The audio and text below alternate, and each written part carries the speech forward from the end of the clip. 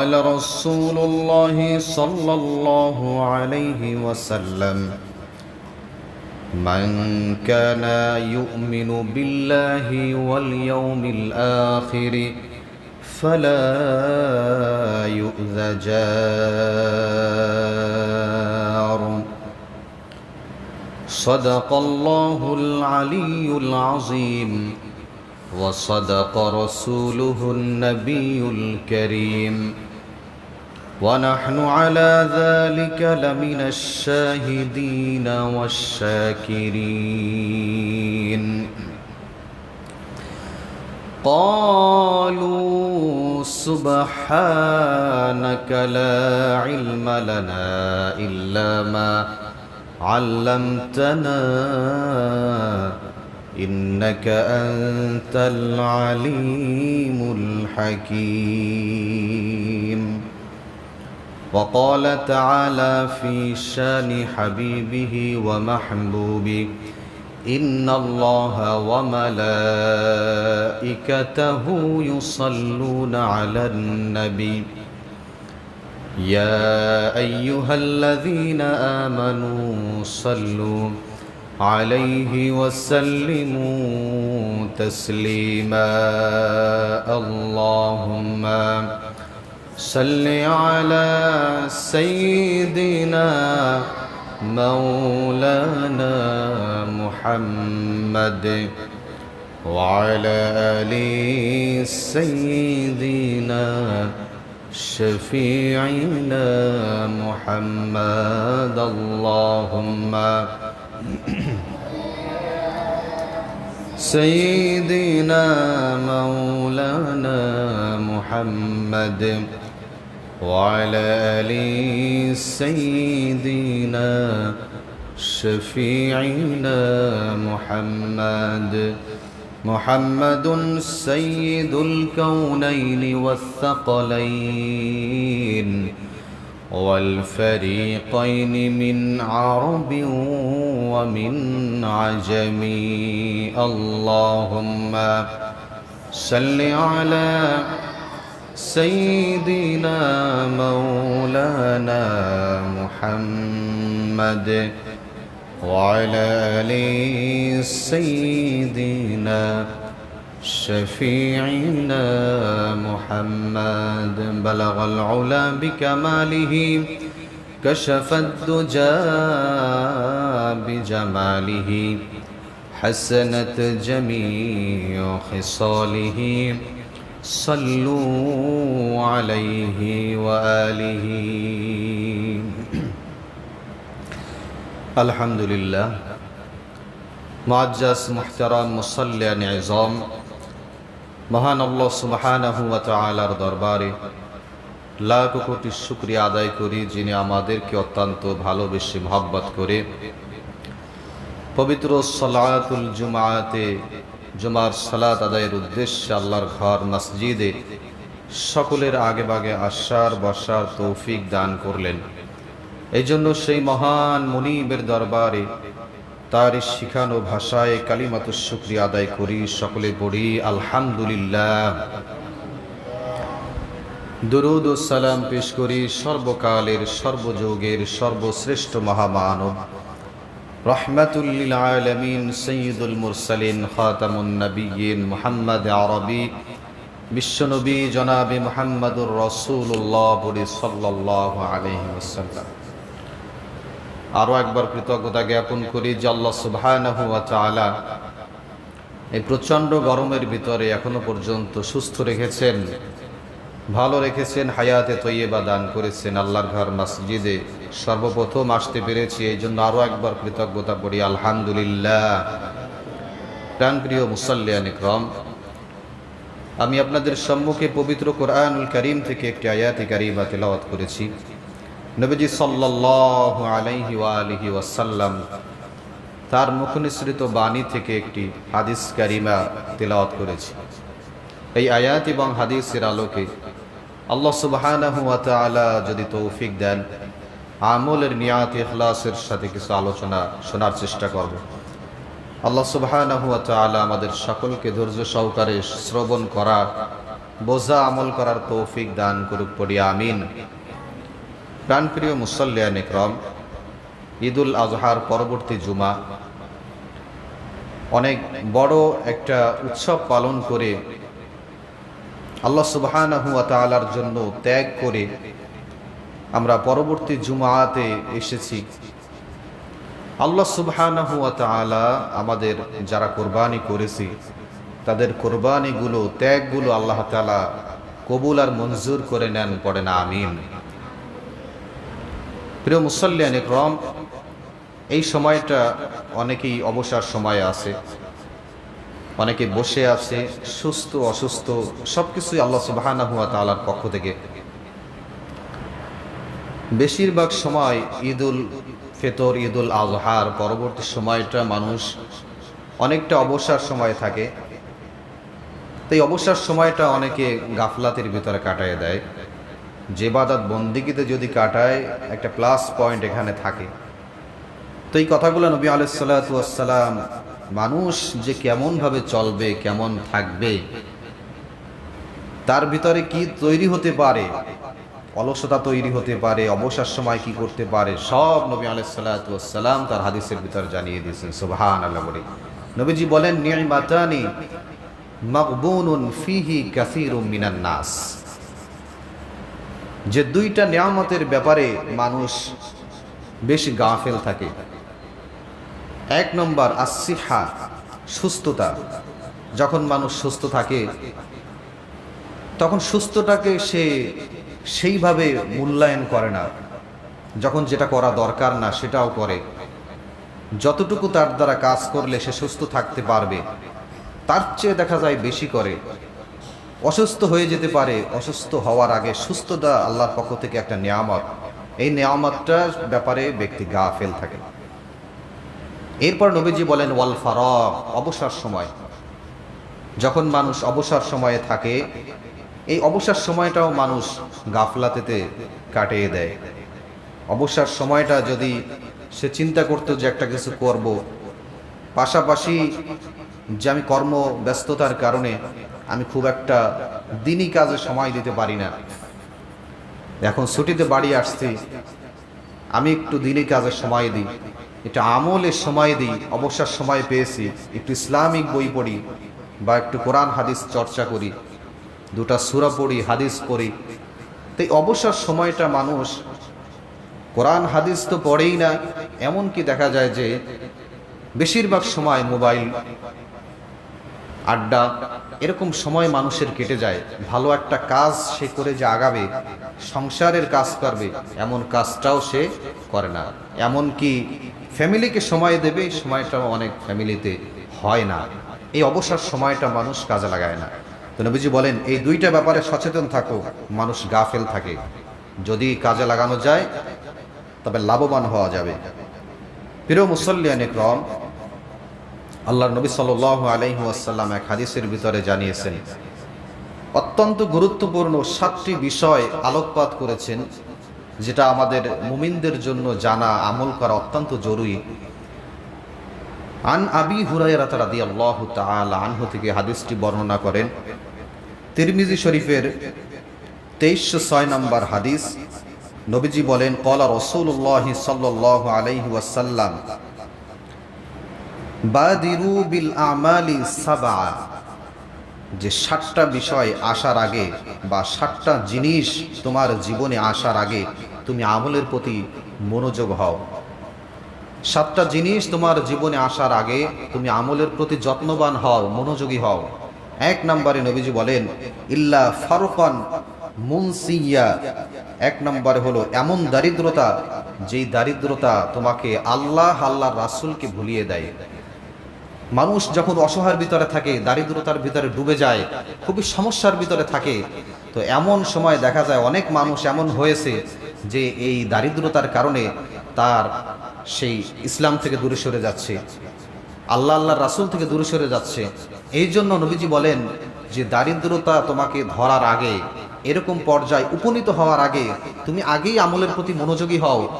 যদি আমলের প্রতি মনোযোগী থাকো, আমল যদি তোমার ভিতরে স্ট্রং থাকে, দারিদ্রতা আসুক, অসহায় আসুক, নিঃস্ব হয়ে যাও, এরপরও তুমি ইসলাম থেকে দূরে সরে যাবা না।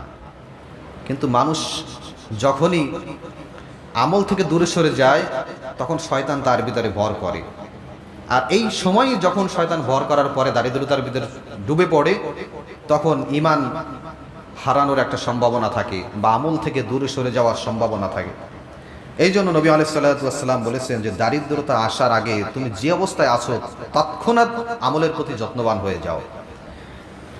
নবী আলাইহিস সালাতু ওয়াস সালাম এরপরে 2 নম্বরে বলেন আল গিনাম মুতগিয়া, যে এমন ধন সম্পদ, এমন ধনট্ট অবস্থা, এমন পরিস্থিতি যে তুমি অনেক সম্পদের মালিক হয়ে গেছো, এই সম্পদ তোমাকে হয়তোবা দিন থেকে, আল্লাহ রাসূল থেকে দূরে সরিয়ে দিতে পারে। তার আগে তুমি আমলের প্রতি যত্নবান হও। তার মানে কি বোঝা যাচ্ছে? যে অবস্থায় আছো সেখান থেকে আমলের প্রতি যত্নবান হয়ে যাও। যেমনও ব্যক্তি দেখা যায় যে আগে একটা অবস্থায় ছিল, মোটামুটি মসজিদমুখী ছিল, তো যখনই তার ভিতরে সম্পদশালী হয়েছে, কিছু মানুষ পরিবর্তন হয়ে গেছে, এরকম হয়েছে সমাজের ভিতরে।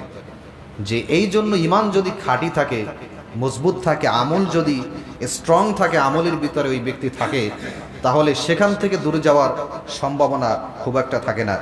এই জন্য দারিদ্রতা আসুক, ধনাঢ্য সম্পদশালী হোক, তার আগেই যে অবস্থানে থাকুক না কেন, যে অবস্থায় ব্যক্তি থাকুক না কেন, সেই অবস্থায় সে আমলের প্রতি যত্নবান হবে। আল্লাহ সুবহানাহু ওয়া তাআলা তৌফিক দান করেন, পড়েন আমিন। 3 নম্বরে নবী আলাইহিস সালাতু ওয়াস সালাম বলেন আল মারাদান মুফসিদান। 3 নম্বরে হলো এমন অসুস্থতা, যেই অসুস্থতা আসার আগে তুমি আমলের প্রতি যত্নবান হয়ে যাও। নবী আলাইহিস সালাতু ওয়াস সালাম বলেন যে অসুস্থতা কিন্তু বলে কই আসবে না, তোমার জীবনে আসবে। কি কখন অসুস্থ হয়ে যায়? হঠাৎ এই সুস্থ আছে, হঠাৎ অসুস্থ হয়ে যাচ্ছে। তো অসুস্থ ব্যক্তি যেভাবে আমল করে আর সুস্থ ব্যক্তির আমল কি সমান? সমান না। একজন সুস্থ ব্যক্তি সে ভালোভাবে নামাজ আদায় করতে পারবে, রোজা রাখতে পারবে, আনুষঙ্গিক ইসলামের বিধিবিধান সঠিকভাবে পালন করতে পারবে। যেই ব্যক্তি অসুস্থ হয়ে গেছে, মনে করেন প্যারালাইজ হয়ে গেছে, সে তো শুয়ে আছে, সে চলতে পারছে না, সে ভালোভাবে খেতেও পারছে না, এরকম একটা অবস্থা, সে ইবাদত বন্দেগী কিভাবে করবে? এই জন্য নবীজি বলেন যে অসুস্থ হওয়ার আগে তুমি আমলের প্রতি যত্নবান হও। নবী আলাইহিস সালাতু ওয়াস সালাম 4 নম্বরে বলেন আর মারাদুন মুফাসসিদা, এরপরে বলেন আও হারাম মুফান্নিদা, যেমন বার্ধক্য, যেই বার্ধক্য আসার আগে তুমি আমলের প্রতি যত্নবান হয়ে যাও। একজন যুবক ব্যক্তি যেইভাবে আল্লাহ রাব্বুল আলামিনকে সিজদা দিতে পারবে, একজন বৃদ্ধ বার্ধক্য উপনীত হয়ে গেছে, ওই ব্যক্তি কি সমানভাবে সিজদা দিতে পারবে? না। ওই ব্যক্তি সঠিকভাবে আল্লাহ রাব্বুল আলামিনকে সিজদা দিতে পারবে না, ত্রুটি হয়ে যেতে পারে, ওযু চলে যেতে পারে, মাজায় ব্যথা, পায়ে ব্যথা, হাতে ব্যথা, সুন্দরভাবে রুকু সিজদা সঠিকভাবে আদায় নাও করতে পারে। এই জন্য আল্লাহর নবী সাল্লাল্লাহু আলাইহি ওয়াসাল্লাম বলেন বার্ধক্য আসার আগে তুমি আমলের প্রতি যত্নবান হয়ে যাও, আমলের প্রতি বিশেষভাবে যত্নবান হয়ে যাও। কারণ বার্ধক্য এমন একটা জিনিস যেটা মানুষের জীবনে যদি বেঁচে থাকে তার জীবনে আসবেই আসবে। বার্ধক্য এটা কোনো রোগ না, কিন্তু বার্ধক্য মানুষের জীবনে অবশ্যই আসবে। বয়সের কারণে একটা সময় আমি শিশু ছিলাম, ছোট ছিলাম, এরপরে কিশোর হয়েছি, যৌবন এসেছে, এরপর আস্তে আস্তে বার্ধক্যে উপনীত হয়েছেন। সময়ের কারণে আস্তে আস্তে পরিবর্তন এসেছে। সবগুলো স্টেপ পার করার পরে এরপরে দেখা যাচ্ছে যে আপনার সর্বশেষ স্টেপ কবরে আপনাকে চলে যেতে হবে। এই জন্য বার্ধক্য আসার আগে যে অবস্থানেই আপনি থাকেন না কেন আমলের প্রতি যত্নবান হওয়ার ব্যাপারে নবী আলাইহিস সালাতু ওয়াস সালাম বলেছেন। এরপরে 5 নম্বরে হলো আও মাউতাম মুজহিজা। নবী আলাইহিস সালাতু ওয়াস সালাম বলেন আও মাউতা, মৃত্যু, হঠাৎ মৃত্যু হওয়ার আগে তুমি আমলের প্রতি যত্নবান হয়ে যাও। মৃত্যু কখন কোন টাইমে হবে এটা আপনাকে আমাকে বলে কেউ আসবে না।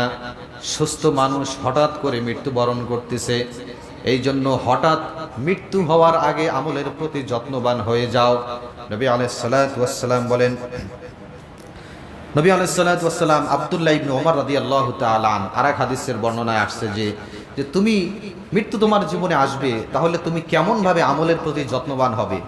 তুমি এমনভাবে আমল করো যে আমলটা সকালে যদি তোমার মৃত্যু হয়ে যায় তাহলে তুমি নিশ্চিত গ্যারান্টি দিতে পারবে যে সকালে মৃত্যু হলে আমার জান্নাতি, আমি জান্নাত পেয়ে যাব। আর সন্ধ্যায় যদি আমার মৃত্যু হয়ে যায় আমি গ্যারান্টি যে সন্ধ্যায় মৃত্যু হলেও আমি 100% যে আমি জান্নাতি হয়ে যাব। সুবহানাল্লাহ। এই গ্যারান্টি আমরা কেউ দিতে পারবো? কখনোই দেওয়া সম্ভব না। তবে আপনি কনফিডেন্স থাকতে পারেন, আমলের ভিতরে যদি থাকেন হয়তো আল্লাহ তাআলা আমাকে মাফ করে দিতে পারেন। আমার ফজরের নামাজটা জামাতে হয়েছে, আমার ইমানটা হয়তোবা এই নামাজ থেকে ইমান হয়ে গেছে, নামাজের পরে আমার মৃত্যু হয়ে গেছে, ইমানই মৌত আমার নসিব হয়ে যেতে পারে। এই জন্য আমলের ভিতরে থাকতে গেলে অন্যতম কারণ, অন্যতম দিক হলো যে ওই ব্যক্তি যদি 5 ওয়াক্ত নামাজ জামাতের সাথে থাকে তাহলে এই নামাজ তাকে ইমান মজবুত করবে, ওই নামাজ তাকে খাঁটি ইমানের সাথে মৌত দান করবে। এবং যে অবস্থায় সে থাকবে এক ওয়াক্ত থেকে আর এক ওয়াক্ত যে গুনাহগুলো ব্যক্তির দ্বারা হয়ে গেছে, এই গুনাহগুলো নবী আলাইহিস সালাতু ওয়াস সালাম বলেন যে নামাজ মানুষের জীবনের গুনাহগুলোর কাফফারা হয়ে যায়। সুবহানাল্লাহ। বলি যে আপনি যখন এক ওয়াক্ত সালাত আদায় করেছেন, সঠিকভাবে যদি আপনার সালাতটা আদায় হয়ে যায় তাহলে আপনার জীবনের যে সগীরা গুনাহগুলো আছে এই গুনাহগুলো আল্লাহ তাআলা মাফ করে দেন। সুবহানাল্লাহ। আবার এক ওয়াক্ত পরে আর এক ওয়াক্ত যখন সালাত আপনি আদায় করবেন তখন এই ওয়াক্তের মাঝখানে যে গুনাহগুলো হয়েছে, ছোটখাটো যেই ত্রুটিগুলো হয়েছে, এই ত্রুটিগুলো আল্লাহ তাআলা মাফ করে দিবেন। আর যখন কোনো বান্দার ভিতরে সগীরা গুনাহগুলো ঝরে যায় তখন আল্লাহর কাছে বান্দা মাফ চাইলে খুব অল্পতেই ওই বান্দাকে আল্লাহ তাআলা মাফ করে দেন। সুবহানাল্লাহ। এই জন্য আব্দুল্লাহ ইবনে ওমর রাদিয়াল্লাহু তাআলা আনহু তাকে এই অ্যাডভাইস দিয়েছেন যে আমলের প্রতি যত্নবান হও, সকালে মৃত্যু হলে জান্নাতে এই গ্যারান্টি তুমি দেবে, এরকম কনফিডেন্সলি ইবাদত তোমার ভিতরে যেন থাকে। প্রাণপ্রিয় মুসাল্লিয়ান ইকরাম, 6 নম্বরে হলো নবীজি বলেন আদ-দাজ্জালু, দাজ্জালের ফিতনা আসার আগে তুমি আমলের প্রতি যত্নবান হও। দাজ্জালের ফিতনা এটা দুনিয়াতে আগমন করবে, তার আগে সচেতন হয়ে যাও। 7 নম্বরে নবীজি বলেন ফাসাতু আদহা ওয়া আমার, কিয়ামত আসার আগে আমলের প্রতি যত্নবান হও। কিয়ামত যে ভয়ঙ্কর বিভীষিকাময় অবস্থা, এই অবস্থার সৃষ্টি হবে এটা বিশ্বাস করো এবং তার আগেই আমলের প্রতি যত্নবান হয়ে যাও। প্রাণপ্রিয় মুসাল্লিয়ান ইকরাম, কিয়ামত না হলেও এমন এমন গজব আল্লাহ তাআলা এখন নাজিল করতেছে, আমাদের উপর দিচ্ছে, তাতে এটা কোনো অংশে কম নাই। ছোট ছোট কিয়ামতের আলামতের অন্যতম আলামত গজব নাজিল হয়, একটার পর একটা বালা মুসিবত আমাদের উপর আসতেছে। এই 2-1 দিনের ভিতরে শুনলাম নতুন করে নাকি আবার করোনার উৎপত্তি হয়েছে। তো এরকম একটার পর একটা গজব, এটা আমাদের দোষেই হচ্ছে। আমরা প্রত্যেকের জায়গা থেকে ব্যক্তিগতভাবে আমরা কতটুকু আমলের ভিতরে আসি আর কতটুকু বদ আমলের ভিতরে আসি, এটা যদি হিসাব করা হয় আসলে দেখা যাবে যে আমরা পরিপূর্ণ ইমানদার, পরিপূর্ণ আমল এই জিন্দেগি আমরা এখন অর্জন করতে পারি নাই। এই জন্য আল্লাহ সুবহানাহু ওয়া তাআলা বলেন যাহারাল ফাসাদু ফিল বাররি ওয়াল বাহরি বিমা কাসাবাত আইদিন নাস, জলে স্থলে যত বিপর্যয়, যত গজব, যত মুসিবত, বিপদ আপদ তোমাদের উপর আসে, এটা সব কিছু কেবলমাত্র একমাত্র বান্দা তোমাদের হাতের কামাই। তোমরা যেই অন্যায়গুলো করো এই অন্যায়ের কারণেই আমি আল্লাহ তাআলা এই গজবগুলো নাজিল করি। পবিত্র কোরআনুল কারীমের অন্য আয়াতের ভিতর আল্লাহ সুবহানাহু ওয়া তাআলা সতর্ক বাণী হিসাবে তুলে ধরেছেন যে বান্দা তোমরা কি দেখো না বছরের ভিতরে 2-1টি বার তোমাদের উপরে গজব নাজিল হয়। আল্লাহ তাআলা বলেন আওয়ালা ইয়ারাউনা আন্নাহুম ইফতানুনা ফি কুল্লি আমিন মাররাতান আও মাররাতাইন, 2 থেকে 3 বার, মাররাতান আও মাররাতাইন দ্বারা 2 বার 3 বার এরকম একাধিক বার তোমাদের উপরে বছরের ভিতরে যে গজব নাজিল হয় বান্দা তোমরা এটা কি দেখো না? সেই গজবের ভিতর তো অনেকেই পড়ে যায় না, অনেকের মৃত্যু হয়ে যায়। এই গজব তো আপনার আমার জীবনেও চলে আসতে পারে। এই জন্য খেয়াল রাখা দরকার, সচেতন হওয়া দরকার যে গজব কিন্তু আল্লাহর পক্ষ থেকে যে কোনো সময় চলে আসতে পারে। আল্লাহ সুবহানাহু ওয়া তাআলা আমাদেরকে সচেতন হওয়ার, আমল করার তৌফিক দান করুক পড়ি আমিন। প্রাণপ্রিয় মুসল্লিয়ান ইকরাম, যেই আয়াতে কারিমা আপনাদের সামনে তেলাওয়াত করেছিলাম, সূরা নিসা-এর 36 নম্বর আয়াতে আল্লাহ সুবহানাহু ওয়া তাআলা বলেন, খুব গভীর মনোযোগের সাথে আমরা শোনার চেষ্টা করি। আল্লাহ তাআলা বলেন, ওয়া'বুদুল্লাহা ওয়া লা তুশরিকু বিহি শাইআন ওয়া বিল ওয়ালিদাইনি ইহসানা। আল্লাহ সুবহানাহু ওয়া তাআলা বলেন যে ইবাদত বন্দেগী করতে হবে একমাত্র কেবলমাত্র কার? আল্লাহ সুবহানাহু ওয়া তাআলার ইবাদত করতে হবে। ওয়া'বুদুল্লাহা ওয়া লা তুশরিকু বিহি শাইআ, এবং শিরক করা যাবে না। এরপর আল্লাহ সুবহানাহু ওয়া তাআলা বলেন, যেই আয়াতের উপরে আলোচনা শুরু করেছিলাম, ওয়া'বুদুল্লাহা ওয়া লা তুশরিকু বিহি শাইআন ওয়া বিল ওয়ালিদাইনি ইহসানা। আল্লাহ সুবহানাহু ওয়া তাআলার ইবাদত 1 নম্বরে, 2 নম্বরে শিরক করা যাবে না। ওয়া বিল ওয়ালিদাইনি ইহসানা, পিতামাতার সাথে সৎ ব্যবহার করো, সুন্দর আচরণ করো। আল্লাহর ইবাদতের পরে এরপরে কার কথা বললেন?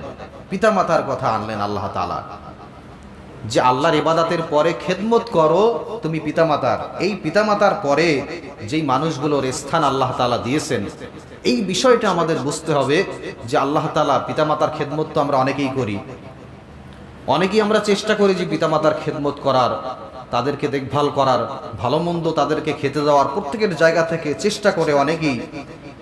কিন্তু এর পরেই কাদের স্তর, এরপরে আল্লাহ তাআলা কাদের ব্যাপারে হুকুম দিয়েছেন, ওয়াবিল ওয়ালিদাইনি ইহসানা ওয়া বিযিল কুরবা। আল্লাহ সুবহানাহু ওয়া তাআলা বলেন যে এরপরে নিকট আত্মীয়দের ব্যাপারে তুমি খোঁজ খবর নাও, তাদের খেদমত করো, সেবা করার চেষ্টা করো। নিকট আত্মীয় এটা আপনার কাছাকাছি হতে পারে, নিকট আত্মীয়, নিকট আত্মীয় আপনার দূরেও হতে পারে। আত্মীয়রা তো সবসময় সবাই কাছাকাছি থাকে না, থাকে অনেকে দূরেও থাকতে পারে। অর্থাৎ আত্মীয় যারা আছে, বিশেষ করে নিকট আত্মীয়র ব্যাপারে বলা হয়েছে। দূরের আত্মীয় তো আত্মীয় আছেই, আপনি অনেক সময় দেখা যাচ্ছে বেড়াতে যাবেন, খোঁজ খবর নেবেন, যেহেতু আপনার রিলেটিভ, রক্তের আত্মীয়। কিন্তু আপনার কাছাকাছি যে আত্মীয়গুলো আছে, সেই কাছাকাছি আত্মীয়র ব্যাপারেও আল্লাহ তাআলা বিশেষভাবে কেন বললেন? কারণ আমি মনে করি যে কাছাকাছি যে আত্মীয়রা আছে, সেই আত্মীয়রা বেশি অবহেলিত। কাছাকাছি যেই আত্মীয়রা থাকে তাদের সাথে সম্পর্ক ভালো থাকে না। একজন ব্যক্তির কাছাকাছি যেই আত্মীয়রা আছে, এই জন্য বলে অনেকেই যে আত্মীয়দের বাড়ির কাছাকাছি বাড়ি নির্মাণ করব না, নির্মাণ করব দূরে, বলে কিনা? কিন্তু কাছাকাছি থাকলে আপনার যদি সম্পর্ক ভালো রাখেন, আল্লাহর রহমত আপনার উপর আছে না নাই? আল্লাহর রহমত আপনার উপরে আছে। কারণ আল্লাহ সুবহানাহু ওয়া তাআলা তার ইবাদতের পরে, পিতামাতার পরে কাছাকাছি যে আত্মীয়রা আছে তাদের সাথে সুসম্পর্ক বজায় রাখার ব্যাপারে বলেছেন। এরপর আল্লাহ সুবহানাহু ওয়া তাআলা বলেন কাদের কথা? ওয়াল ইয়াতামা ওয়াল মাসাকিন, তুমি যেখানে বসবাস করো তার আশেপাশে যেই সকল এতিম মিসকিন রয়েছে তাদের দেখভাল করার চেষ্টা করো, তাদের খোঁজ খবর নেওয়ার চেষ্টা করো। নিজের ঘরে মাংস রান্না হয়েছে, পাশের বাড়ি কি অবস্থায় আছে, যদি ঘরটা কাছাকাছি হয় একটু খোঁজ খবর নাও।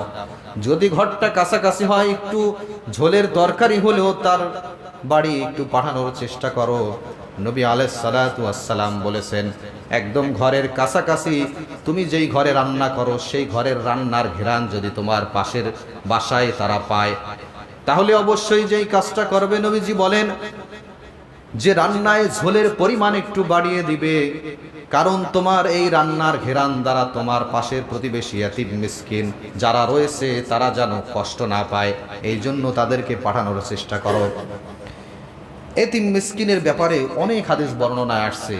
এতিম মিসকিন পাশাপাশি বিশেষ করে থাকলে আপনার তাদের প্রতি হক, তাদের প্রতি অধিকার আরো বেশি হয়ে যায়। আল্লাহর নবী বলেন, যদি কোনো ব্যক্তি এতিম মিসকিনের দেখভাল করে, দেখাশোনা করে, আমি নবীজি বলে দিলাম যে ওই ব্যক্তি আর আমি জান্নাতে একদম এরকম দুটো আঙ্গুল বের করে দেখালেন যে কাছাকাছি অবস্থান করবো। সুবহানাল্লাহ, যে তাদের খেদমত করলে, তাদের একটু উপকার করার চেষ্টা করলে আমি নবী তাদের সাথে পাশাপাশি অবস্থান করবো। সুবহানাল্লাহি বিহামদি। এরপর আল্লাহ সুবহানাহু ওয়া তাআলা বলেন, ওয়াল জারিদিল কুরবা, প্রতিবেশীর সাথে সুসম্পর্ক বজায় রাখো। এতিম মিসকিন এটাও আপনার প্রতিবেশীর ভিতরে হতে পারে, দূরেও হলে হতে পারে, সমস্যা নাই। এরপর আল্লাহ সুবহানাহু ওয়া তাআলা বলেন যে প্রতিবেশীর দেখভাল করা, প্রতিবেশীর সাথে সুসম্পর্ক বজায় রাখা আপনার যদি সেরকম অ্যাবিলিটি থাকে, আপনার যদি সেরকম সামর্থ্য থাকে, তাহলে অবশ্যই আশেপাশের প্রতিবেশীকেও আপনার খোঁজ খবর নিতে হবে। আমার ঘরে ভালো মন্দ ব্যবস্থা হলো, প্রতিবেশীর ঘরে হলো না, অবশ্যই দেখভাল করতে হবে। আল্লাহর নবী সাল্লাল্লাহু আলাইহি ওয়াসাল্লাম প্রতিবেশীর ব্যাপারে সুস্পষ্ট একটা হাদিসের বর্ণনা এনেছেন যে প্রতিবেশী কারা, কিভাবে বুঝবো? আশেপাশের 3টা ঘর 4টা ঘর তারাই কি প্রতিবেশী?